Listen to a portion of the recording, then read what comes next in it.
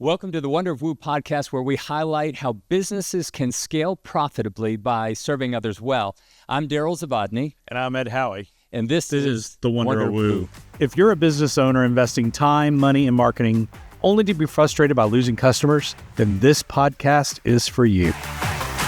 We are delighted to have you on another episode of the Wonder of Woo podcast, where we celebrate the rewards of serving others well. And Ed, the purpose of the podcast, we've discussed this over and over, really is to highlight how businesses can scale profitably by serving others well. I'll say that again, how businesses can scale profitably by serving others well. We talk about this often. It's not just a feel-good thing. It's really good business. It is a really good business. And for it to be good business, there has to be intention and there also has to be action. And so that's what I love, the fact that we get to explore this and into these episodes, all the different nuances and natures that all builds in together, basically inspiring a collection of individuals to intentionally care for each other more. Right, absolutely. And before we dive into our content for today, let's rise up and talk about, sort of decode the Wonder of Woo. Again, if you're joining us, what's the deal? For the first time, what on earth is the Wonder of Woo? Why are we talking about it? And how might it ultimately apply to any of our community? So the Wonder of Woo stands for winning others over and over. Again, 3 O's, winning others over and over. And as a marketer, as a brander, as a business leader, entrepreneur, whatever, all that, I realized that one of the best things you can do is take care of the customers who are most loyal to you. That doesn't suggest not taking care of every customer, right? We love our loyal customers. One of the fastest ways to having more loyal customers is to win them not just over the first time, but to intentionally win them over and over again. I found that it's not that difficult. It takes work to win people over once, but to be committed to that relationship and to really win them over and over again, it takes a lot. It does. And we want to celebrate that. We also want to inspire that. Absolutely. Well, and today what I'd love to do is maybe extract this principle, if we can, perhaps to our broader lives. And so the name of today's episode is Universal Care. Universal Care. Are we talking about healthcare? We're not getting political. Yeah, this is not a political conversation. This is a conversation, Ed, about how care is a universal language. It is spoken across every culture, across time. Care is universal, and so really, what I wanted to spend our time on today is talking for the benefit of our community. Is it really universal? And how might it show up in different parts? How might it show up in your life, in my life, and in the lives of our community? So let's dive into universal care. I'd love to talk with you about, if you don't mind, jump in with the story that I encountered cross-culturally.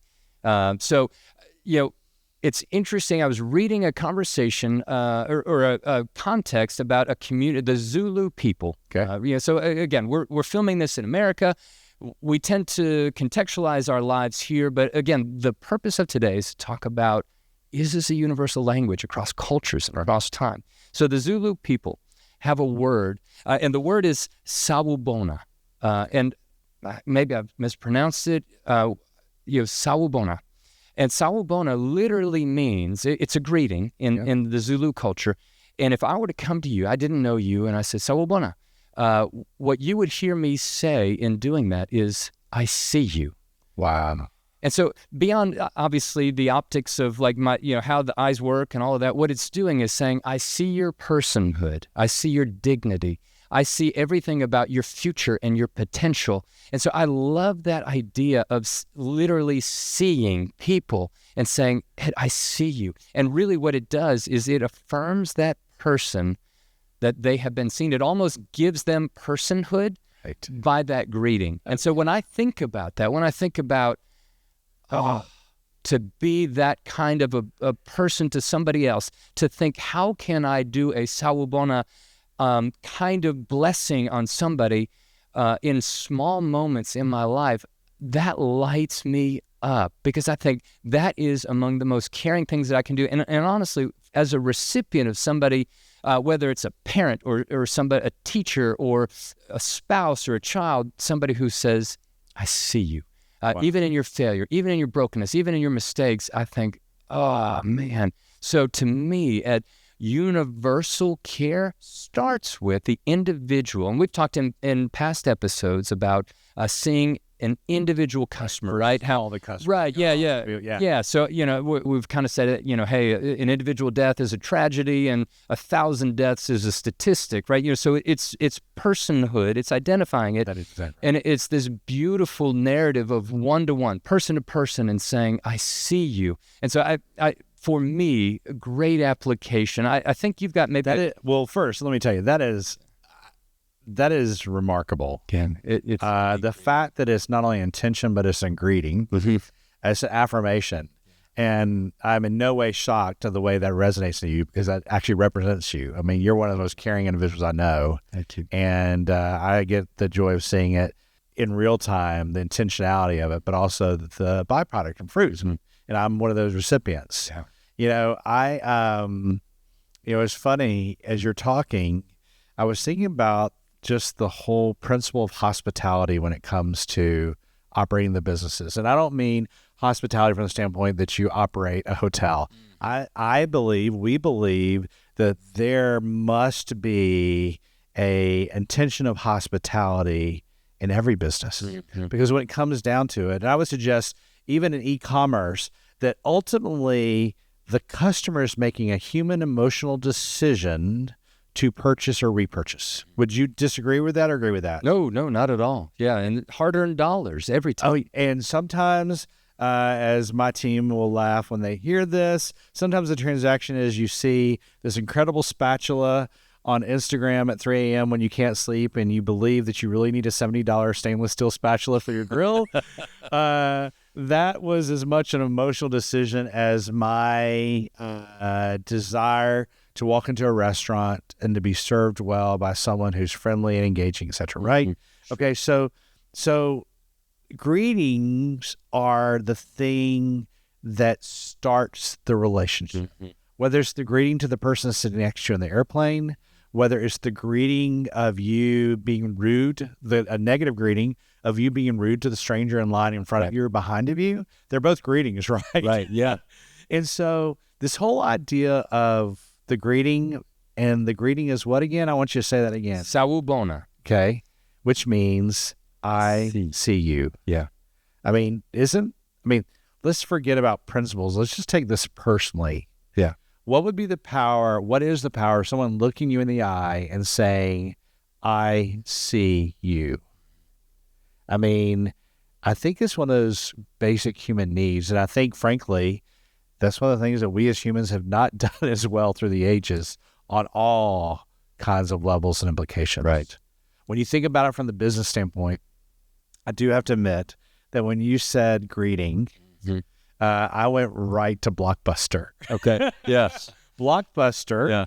depending on the age. Right. Yeah. Blockbuster was this retailer, and it was like the size of, like, say, a 7-Eleven. And you would go into that and you would walk the shelves and you look for these things called VCR tapes. Yes. They're these little tapes that you would like put into a machine and actually watch the deal.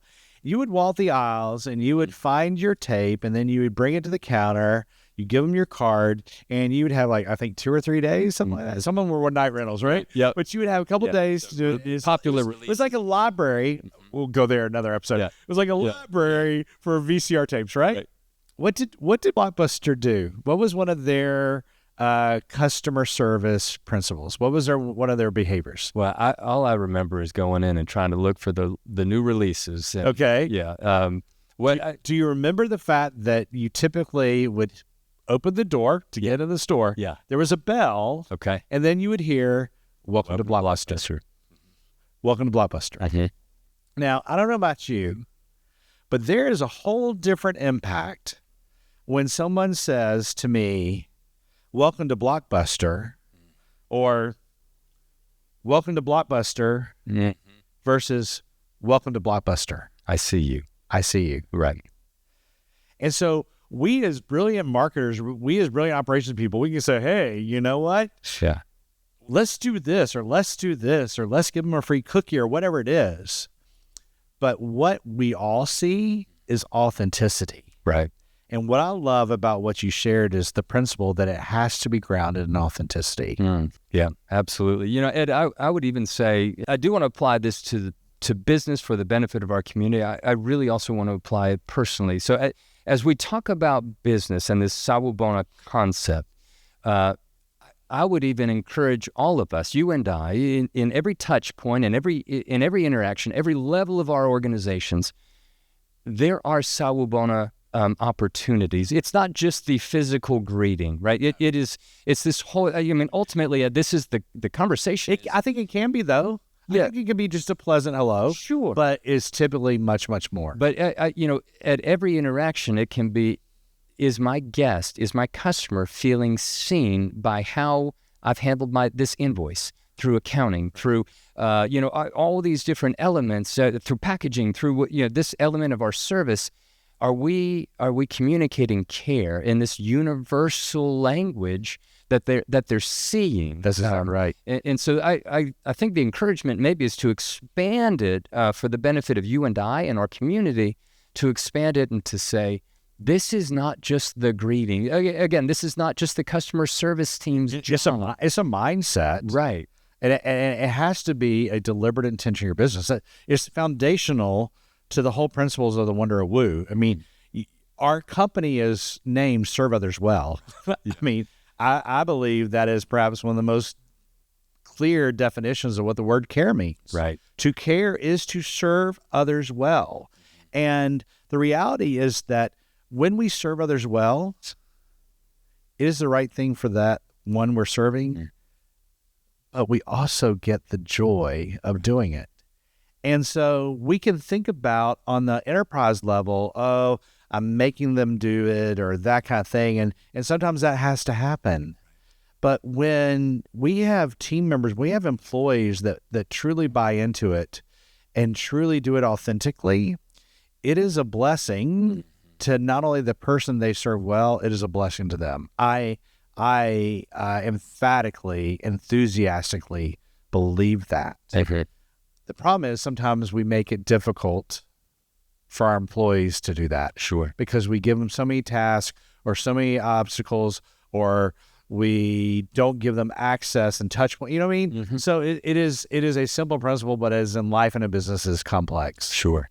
Well, can we talk about maybe, because I think some of our community may be thinking, you may be rising in your head saying, well, this feels really soft. Care and all of that. Are we just talking about like hugging people and giving them flowers? And, again, this is in our personal lives and in business. What we're trying to do here is expand the idea of this to say, what does it look like to manifest a sawubona kind of living personally and in business? Is it just soft? And I think it can be the most profound thing we do when it is well-informed and well-intended. Again, sharing an example, not as righteousness, just as progress. Some of y'all know I teach indoor cycling, and taught a class this morning, and I don't think she posted publicly, but a friend of mine has lost both her mother and her father in the last several months. Her mother unexpectedly within the last week. And she's a very private person, but she's one of my favorite people in the world. And I was kind of running late. I was a little disjointed this morning. I was kind of out of my groove. I saw that she had booked the class, and I really needed to start the class. And she arrived a little later than usual. But I stopped what I was doing, and I went back to the lobby, and I gave her a hug. And what she said was, being an orphan sucks. Yeah. And I personally think she needed someone that moment just to acknowledge the pain. Right. I didn't say a word. I literally did not say a word. I just hugged her. She knew I was hugging her. Right. I'd messaged her on Facebook. To me, that's what I need, right? I need somebody to see me. I need someone to go, wow, this person needs this. Whether in business, it's like, I want you to know I want more tea. And in business, that I really want you to see my glass of tea that's empty, because I like to drink tea with my meal. Therefore, an empty glass represents a need, and I would like for you to care for me by filling that, right? Right. To the fact that I know you're an orphan, and I'm here for you. And I think I love it, and it is consistent with who you are, is to have a sawubona moment with this friend. And I think, for the benefit of you and I as continued people who are journeying in this, and for our community, I think what I hear you saying is this powerful word called empathy. Dude, right? Oh my gosh. Yeah. I mean, seriously, that was not scripted. Right. But in my head, it was like empathy. That's really what we're talking about. Right. Well, and again, I think empathy can get a sort of a bad rap, where soft, right, yeah, not a good leader. Right. And I think ultimately, the encouragement here as we talk about universal care is an encouragement to say, what does it look like to have empathy? What does it look like to walk a mile in someone else's shoes? And again, that might feel soft. And again, if you were the hard line, hey, emotions are weak and whatever, I'd encourage you to hit pause on that emotion just long enough. Suspend your disbelief just long enough to say, this is actually incredibly practical, both in life and in business, because ultimately we all want a business who anticipates my needs, who fills my cup. That's right. Who brings my the condiments with this, who, the insurance agent who does that, the car detailing company who says, Mr. Howie, I saw this, and, that is exceptional business. It's great business, and it's a way to win others over and over. It also requires, so it first requires a mindset of empathy, and then it requires the discipline to do that. Again, this is not a soft, like, I'm just going to hug you. And that was how it manifested with this friend, but it's also really, really, really practical. It is so practical. And, to simply define what empathy is the ability to put yourself in that other person's shoes. Okay? To see them, but to be able to imagine what it's like to be them in that moment, in that situation. Sympathy, for context, is that I've been there, I've done that, and I have felt it, and I'm feeling with you. What's interesting about sharing what I shared about this morning, both existed, but I was driven by empathy. Right. Because I just kind of sensed that she needed, and I chose to act. And I think one of the challenges that I find in my life is that I sense the need more than I act. Ooh, that's convicting. I mean, because I got 5 things I'm going to do today. I've got this meeting. I got a Zoom call I got to be on. And, we talked in a recent episode about measure what matters and metrics. I don't like to be late, and I definitely don't like to start a class late. Right. I stand by my decision to start the class at 6:32 because at 6:29, I chose to hug her. And that is not something I say easily, because I believe if you say you're going to start something at 6:30, right, you start it. My behavior doesn't always represent the intention, but I do believe from that principle. And so the power of empathy is that you're taking the extra step to not only tap into a past personal experience, you're taking the extra step to take the extra step and the extra attention to try to imagine what that person is going through and what they need. So, Ed, you and I have a deep personal conviction that winning others over and over matters not just in business, because there are practical things. Yes, we need to pay bills and all of that. We want our community to have thriving businesses, and so yes, there's a practical side of that. We believe with deep conviction that it is what makes an enduring business, and we believe that there is a cascading effect by doing this, by living in a sawubona kind of way. Right. That extends not just to the business, but to the employees, to the customer, to the community. Exactly. And you just emphasized the word and I think that's where sometimes we hit roadblocks. We think that I either need to hold my team accountable or I need to be empathetic. We may exhibit that in our home life. We may exhibit that with our children, that I need to hold them accountable or be empathetic. Yes. I think we both believe we're called to do both. Right. And that is a high order. Right. And it is not simple, but it is truly a great example of what it looks like to intentionally win others over and over. And what I have found today, this morning, was one example, is that when you see and show the seeing to the person so that they're seen, Yeah. you're kind of winning yourself over, winning oneself over and over again. And that gave me life this morning, and I know it gives life to all of us when we do it. Yeah. Application, Ed, I think for our community is this applies certainly as business leaders, that, you know, being empathetic is pragmatic. It's pragmatic. It's the others first side of, you know, how do we continue to think about what the customer needs and meet that need. We talk a lot about that. So it's pragmatic, you know, for business, and I think the application, of course, is personally. I don't want to miss, for me or for you, Sawubona moments, and I don't want our community to miss that. You know, whether it's your dorm room, whether it's your neighborhood with your spouse, whether you know, your apartment complex or whatever, you have Sawubona moments, and who knows what they can do. You know, like this friend, who knows how your response to her comment may have encouraged her? Who knows what could have happened without that? We just every day get a chance to decide that we're going to do that. And so I think the encouragement is, hey, maybe we could journey together in that. Maybe we could just get a little bit better at that as we desire to pursue the wonder of woo, right? To win others over and over, because it's really, you know, we said it again, yes, it helps businesses scale profitably by serving others well. But boy, it sure feels great. It does. And I think two things.